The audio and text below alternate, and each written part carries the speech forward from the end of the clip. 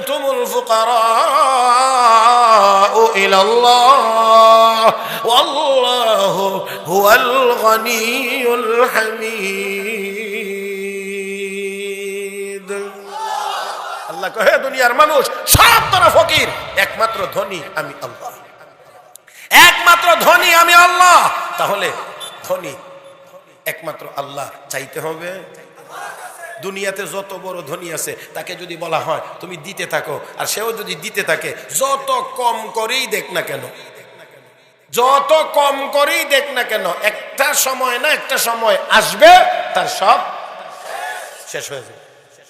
একেবারে যদি বলেন যে 5 পয়সা করে দিবেন, 1 পয়সা করে দিবে, 1 পয়সা করে দিতে থাকলেও দুনিয়ার যত বড় ধনী ব্যক্তি হোক না কেন তার ভান্ডার একদিন না একদিন শেষ হয়ে যাবে। কিন্তু আমার আল্লাহ দিতে থাকলে আল্লাহর ভান্ডার কোনোদিন শেষ তো হবেই না, বরঞ্চ দুনিয়ার সমস্ত মাখলুক যদি সব তাদের মনের আকুতি কাকুতি মিনতি আল্লাহর কাছে পেশ করে, চাহিদা পেশ করে, আল্লাহ সকলের চাহিদা যদি পূরণ করে দেন, তাহলে আল্লাহর ভান্ডার থেকে যাবে কতটুকু?